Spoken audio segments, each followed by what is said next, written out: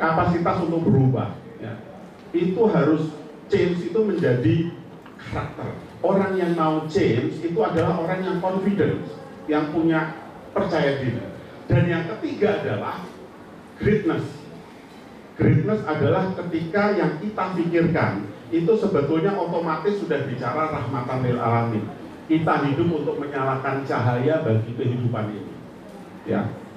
Nah, orang-orang yang bisa menyalakan cahaya adalah orang yang hatinya itu sudah peaceful, sudah damai. Ya.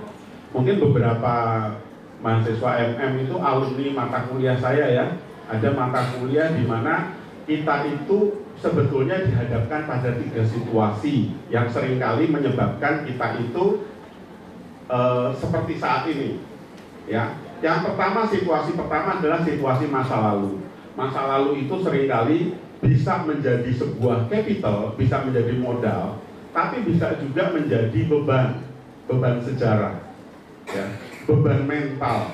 Jadi kita membayangkan bahwa perasaan-perasaan kita itu tidak berdamai dengan masa lalu. Ya, itu yang seringkali terjadi sehingga orang kalau dalam psikologi itu mengalami defisiensi. Defisiensinya bentuknya gimana? Lihat orang lain sukses gitu ya, kita itu merasa nggak nyaman. Orang lain sukses, kita malah keroan ya. Karena apa? Karena kita itu batinnya itu tidak connect dengan kehidupan. Ya, kita itu hanya ya pengennya saya aja yang menonjol. Mengapa dia pengen saya saja yang menonjol? Karena dia kesulitan yang namanya masalah eksistensi, ada defisiensi. Belum lama ini satu pengalaman konseling. Saya menangani seorang PhD. Hebat sekali, dia doktor di salah satu universitas top. S1-nya dia di Gajah Mada, S2-nya di Amerika, S3-nya di Amerika. Dia kena penyakit lupus. Ya. Nah, ketika dia kena penyakit lupus, kemudian dia datang. Dia bilang saya sudah datang ke dokter berulang-ulang, tapi nggak sembuh-sembuh. Kemudian datang bahkan ke motivator nomor 1. Ternyata tidak goal juga, karena dokter menyarankan aspek mentalnya dibangun. Dia tidak goal juga karena masalah perbedaan faith, ya, beliefnya berbeda. Nah, kemudian saya cuma mengatakan, oke, segala perubahan yang terjadi itu adalah kehendak yang di atas. Sains itu tidak memutuskan Anda sembuh atau tidak sembuh. Sains itu kan sebetulnya dibangun oleh orang-orang yang punya bounded rationality. Orang-orang yang setiap orang kan punya bounded rationality, ada keterbatasan sebetulnya kita itu. Sehingga kemudian kita dengan bangganya mengatakan ini loh sains. Dan sains tidak bisa menyembuhkan. Ketika kita bilang ini tidak ada obatnya lagi, itu bisa saja ini sebuah keangkuhan. Seakan-akan betul-betul tidak ada obatnya. Ya. Nah, yang harus dibangun adalah bagaimana kita aware bahwa knowledge-nya Tuhan itu berlimpah ruah. Nah, di sini yang kemudian saya tanamkan pada klien saya bahwa segala perubahan yang terjadi, satu, tarikan nafas kita itu harus selalu mendekatkan diri kita pada Allah. Jadi pertama kali kita fokus itu. Yang kedua, saya coba gali persoalannya. Ternyata masa lalu, tadi kan saya cerita baru segmen masa lalu ya. Masa lalu dia ketika ditelusur ke belakang, dia merasa saya itu jadi wanita, tapi tidak terlalu cantik. Sehingga apa? Sehingga dia nyaris tidak diperhatikan oleh lingkungannya, itu dalam persepsi dia. Dia merasa tidak diperhatikan. Jadi kemudian apa yang dia lakukan? Yang dia lakukan adalah dia belajar. Sehingga dia ranking terus, juara satu, kemudian masuk ke Gajah Mada dan sebagainya. Tapi ternyata ketika dia dia juara itu, teman-temannya kan datang. Ini kan kalau bahasa power itu dia punya expert power. Powernya atas dasar kepintaran itu bisa menarik orang datang. Tapi ternyata dia masih kecewa karena teman-temannya itu kalau kegiatannya happy dia nggak diundang. Ya, jadi kalau kegiatan giliran akademik dia diundang, begitu happy dia tidak diundang. Akhirnya dia merasa tetap aja nih eksistensi dia masih bermasalah. Ya. Kemudian yang dilakukan adalah dia membangun yang namanya sombong. Sombongnya ini sebetulnya adalah simptom. Simptom dari apa? Root cause-nya adalah merasa tidak eksis. Ya. Ini simptomnya sombong. Nah, simptomnya ini ternyata kebawa-bawa terus. Misalnya, dia sekarang hampir tiap bulan itu sering datang ke Bappenas. Bahkan pernah diundang Jokowi juga. Nah, dia ketika dia kan putri ya, ketika dia ketemu Jokowi dengan diundang Bappenas, dia setiap kali ke rumah lihat suaminya itu dia bilang dalam hati, kok bisa ya, saya ini jam terbangnya begitu hebat, tapi suami saya cuma begini. Nah, sombongnya ini karena apa? Sebuah learning, pembelajaran ketika dia masih kecil. Maka yang harus diatasi, akhirnya dia menyadari bahwa sombong itu kemudian ditegur Tuhan dalam bentuk penyakit. Akhirnya pertama kali diatasi bukan sombongnya, tapi masalah eksistensinya ini loh, eksistensinya dibangun dulu. Karena kebanyakan orang itu kalau bicara tangki mobil, maka bensinnya banyak udah udah kosong. Nah, padahal orang kalau disuruh appreciate pada orang disuruh menghargai orang lain, maka tangkinya harus penuh. Kalau dia sendiri lagi bermasalah, bagaimana dia mengempower orang lain? Ya. Nah, ini yang kemudian saya mengatakan, mari kita perbaiki dulu tangkinya. Ya. Tangkinya ini harus dibangun dulu sehingga berlimpah-limpah. Kalau Anda bayangkan nih ya, gelas, kemudian di gelas ini ada kopi. Ya. Kopi ini adalah virus di dalam pikiran kita, di dalam software kita ya. Maka salah satu strategi terbaik adalah grateful. Grateful itu perbanyak bersyukur. Ketika kita bersyukur, maka kita sebetulnya sedang menuangkan air kehidupan di dalam gelas. Ketika dia dituang terus-menerus, maka pelan-pelan kopinya keluar. Persoalan-persoalannya sebetulnya bisa diatasi oleh grateful, oleh bersyukur. Itu teknik pertama. Teknik kedua adalah, ya Anda buang kopinya, kemudian Anda isi air. Pendekatan kedua ini yang namanya Anda harus punya willingness to release, ya. Melepaskan masalah dan penggenggam erat peacefulnya, sehingga batin itu peaceful inside. Ya. Jadi kalau kita bicara perasaan, Anda nggak lagi bayangin hati saya ini kayak gelas. Kalau hati kayak gelas ini kalau kita bayangkan kita masukkan garam, maka airnya jadi asin. Ya. Garam adalah masalah. Kita bayangkan kita bawa garam 1 karung, tapi kemudian kita tebarkan pada telaga yang sangat luas, airnya jernih dan tidak bertepi, maka tidak terjadi rasa asin itu.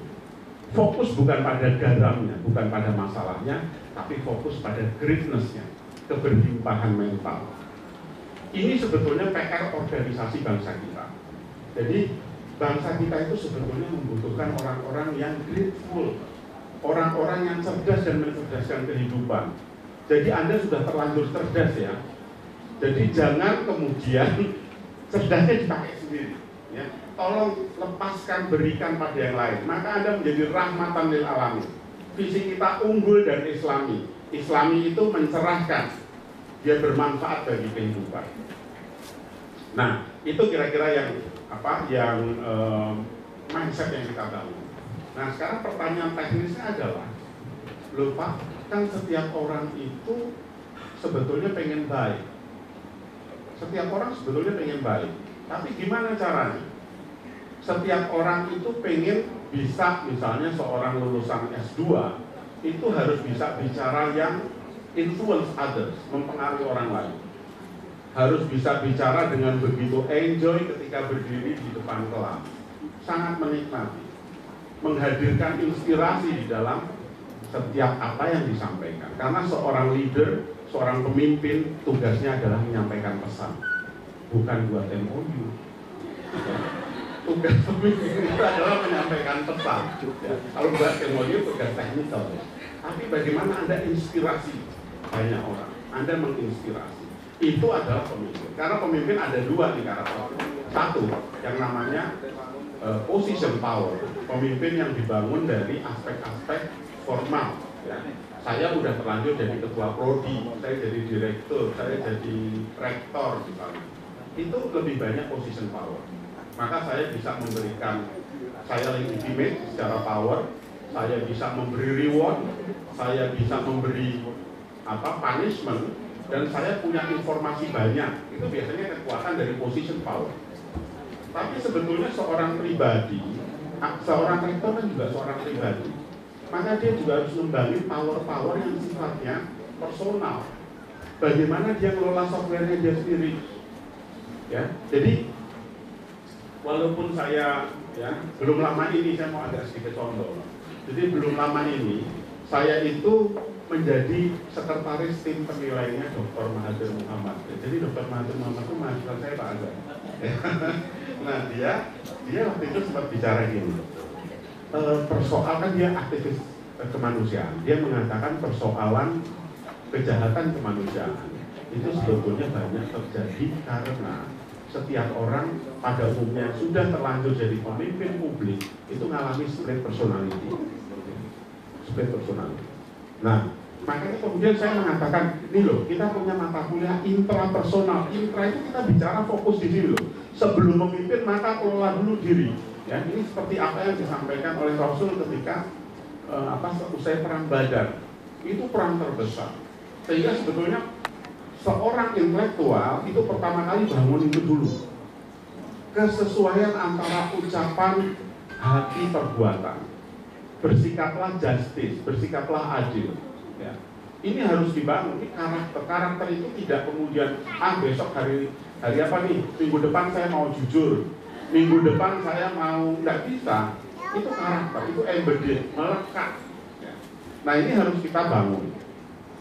Nah ini saya anak-anak saya ya, kita happy ya, pokoknya di UMY itu harus happy gitu. Happy ya, coba happy tangannya mana, happy ya, happy ya, pokoknya happy ya. Happy itu refleksi syukur. Nah sekarang kita bayangkan gini Bapak Ibu, Anda akan ketemu yang namanya organisasi. Organisasi itu bisa kita bayangkan kayak mesin, dia merubah, mentransformasi input menjadi output, ya, menjadi outcome. Sehingga organisasi ini menurut Mbah Gerard Morgan, kalau Anda baca artikelnya Gerard Morgan, bahwa organisasi bisa dilihat kayak kayak mesin, dia melakukan creating value, penambahan nilai, ya. Itu kacamata mesin. Kemudian kacamata kedua organisme. Organisme ini kita bicara bahwa organisasi kalau statis kayak mesin, maka dia akan mati ditinggal kompetitor. Lingkungan itu membuat dia jadi hidup, ya. Perusahaan-perusahaan di Jepang yang IT-nya itu kolaps dengan Korea, karena apa? Karena dia lupa adanya perubahan, ya. Nah, organisme ini sebetulnya mendorong organisasi itu menjadi pembelajar. Sehingga apa? Orang-orang di dalam organisasi itu harus learner, harus pembelajar. Supaya jadi pembelajar gimana? Supaya jadi pembelajar maka Anda harus memutuskan untuk antusias dan respect serta jujur. Itu kunci pertama. Antusias, respect, jujur. Jujur itu kunci pertama perubahan. Kemudian yang namanya antusias itu kita mau berendah hati pada awalnya. Karena setiap kita, Anda akan bertemu guru-guru terbaik dalam kehidupan. Bukan profesor, bukan siapapun bisa menjadi guru terbaik dalam kehidupan. Sehingga ketika seorang dosen berdiri di depan kelas, saya selalu mengatakan, saya sedang dapat pembelajaran terbaik dari kelas ini. Jadi, terlalu banyak ilmu Tuhan itu beredar. Dan dia tidak hanya didelegasikan pada seorang profesor, tapi pada siapapun di dalam hidup. Inilah yang sebetulnya best attitude yang harus dibangun oleh setiap orang di dalam organisasi. Kemudian yang ketiga adalah arena politik. Nah ini juga hati-hati. Seringkali karena organisasi itu kalau menurut Mbah Gerard Morgan itu banyak orang terjebak pada transaksional. Ketika transaksional maka ujung-ujungnya adalah dia pengen menguasai pusat transaksi. Dia pengen menjadi orang yang paling bisa influence orang lain dengan menguasai resources. Nah ketika organisasi itu tidak siap secara prosedur, tidak siap secara sistem, maka yang terjadi adalah orang-orang melihat prosedur-prosedur ini sebagai alat untuk memperkuat posisi. Jadi prosedur-prosedur ini melindungi kepentingan pribadinya. Karena apa? Tadi orang-orang itu tidak greatness, tidak berlimpah mentalnya, tapi defisiensi. Saya kemanapun saya akan cari itu rezeki atau resources yang untuk kepentingan saya. Disinilah sebetulnya nasihat Kiai Haji Ahmad Dahlan ketika mengatakan jangan cari hidup di Muhammadiyah, tapi hidup-hiduplah Muhammadiyah. Jadi sebetulnya kita itu udah tidak levelnya lagi bicara transaksional. Meskipun transaksional dalam bisnis penting, tapi yang kita bangun adalah bagaimana sekarang kita menggerakkan orang lain untuk membangun martabat kehidupan, martabat bangsa.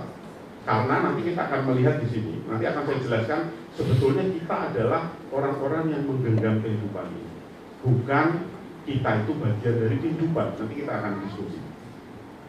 Yang keempat adalah budaya, culture.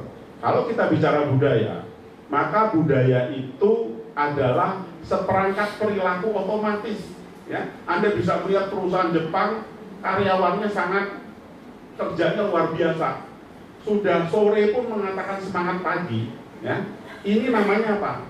Perilaku kolektif. Jadi kita nggak bisa mengatakan kalau ada 1-2 hebat kita bilang budaya kita hebat. Tidak. Ini harus perilaku kolektif. Sehingga tugas pemimpin, ya, Anda sebagai profesional itu bisa membangun aspek-aspek yang membuat terbentuknya budaya tadi. Organisasi menjadi berbeda dengan organisasi lain. Itu ketika organisasi tadi itu punya kepribadian. Jadi banyak organisasi nggak punya kepribadian, nggak jelas values-nya apa, nilai-nilainya apa. Nah di sini sebetulnya kalau kita mau membangun organisasi kaya values, punya nilai, maka setiap orang di dalam organisasi harus berkarakter, harus punya values. Jangan sampai kita hidup tiga kunci di dalam bisnis, vision, mission, values itu harus dipunyai oleh semua lulusan pasca sarjana. Kita harus tahu where do we want to go, kita mau kemana ini. Kemudian why do we exist nih bicara mission, mengapa kita ada, ya. Dan yang ketiga adalah kita bangun koridornya untuk sustainable corridor. Values-nya apa? Nilai-nilai itu yang harus kita bangun. Ya, ini yang namanya budaya. Ini yang harus kita bangun. Kemudian yang berikutnya adalah belenggu psikologis. Seringkali kita melihat banyak sekali profesional hebat, ya, tapi ketika masuk hari Senin dia nggak enjoy. Ya. Waduh, kalau udah masuk hari Senin itu bawaannya mendingan flu aja deh. Ya. Jadi kalau ini kan artinya apa nih? Artinya bahwa sadar dia mengatakan bahwa sungguh kehidupan di dalam organisasi ibarat di penjara. Saya berada di penjara, sehingga saya berani membayar apapun untuk tidak masuk sebetulnya. Dan saya berusaha, yang saya tunggu-tunggu adalah tanggal merah. Ya. Tanggal merah karena apa? Karena tadi masalah belenggu psikologi. Kita bisa bayangkan seperti apa seorang direktur, seorang CEO, kalau most of the employee in the organization, ya, semua orang di dalam organisasi itu punya mental ini, merasa organisasi kayak penjara. Ya. Anda nih harus menyalakan cahaya itu. Pemimpin itulah yang menyalakan cahayanya terlebih dahulu. Maka ketika milih pemimpin, itu ya pilih orang yang paling tidak bermasalah, yang orang bisa memberi inspirasi di dalam kehidupan. Dan Anda juga jangan ragu-ragu, Anda adalah pemimpin itu. Anda itu yang Anda menginspirasi di dalam hidup. Ya, ini metafora mengenai organisasi. Baik. Kemudian ini saya tunjukkan ada yang namanya triangle, ya. Ini di dalam program MM kita, di program Prodi MM. Ya. Mungkin kalau Anda besok udah lulus pasca pengen ngambil MM boleh ya. Ada mata kuliahnya. ini 4 pilar, ya. Pilar pertama namanya kita nggak pengen sains aja. Sains itu ya analisis. Kalau kita main di analisis, maka kita itu hanya menghasilkan kekuatan pada pikiran sadar. Kita perlu craft, perlu pengalaman, ya, experiences. Jadi saya itu ada pembelajaran melalui pengalaman. Yang kedua art, vision, ya, visinya jelas. Dan yang di tengah itu soul, ya. Sehingga Anda memang ketika mau memberikan service excellent pada customer Anda, pada publik, pada masyarakat, itu hatinya itu memang udah bergetar duluan. Jadi Anda membantu orang itu Anda sudah menggetarkan hati Anda, sehingga Anda menggetarkan kehidupan. Ya. Nah ini yang memang di dalam pembelajaran di program MM sekarang menjadi wacana kuat. Dan saya mencoba untuk memasukkan dalam mata kuliah aspek soul ini, ya, aspek bagaimana sih membangun greatness, bagaimana kita itu senyum ya. Senyum itu dirasain betul di hati Anda. Karena ketika hati Anda tersenyum, Anda memberi izin pada Tuhan untuk memberi solusi terbaik atas kehidupan. Sehingga perbanyak itu grateful-nya. Fabiai ala rabbikum matukadziban. Ya. Oke. Nah, ini prinsip spiritualitas di UNY ya. Yang pertama happiness tadi, happy. Nilai Islami sebagai penerimaan tanpa syarat. Jadi dosen-dosen UNY itu ke depan, itu ketika publikasi internasional, itu fokusnya bukan pada insentifnya. Ya. Memang UNY sudah terlanjur memberi insentif 10 juta, 15 juta, 20 juta setiap kali publikasi. Tapi bukan itu yang dipikirin. Yang kita pikirin adalah cara berbedanya Kiai Haji Ahmad Dahlan. Yang kita fokuskan adalah bagaimana kita menghidupkan Muhammadiyah. Masalah itu dapat ya alhamdulillah. Ya, memang itu harus dapat karena organisasi kita profesional. Tapi cara berpikir kita, mindset kita udah di level itu. Anda nanti menjadi seorang pengusaha, bekerja di perusahaan besar, transaksional itu memang tetap penting.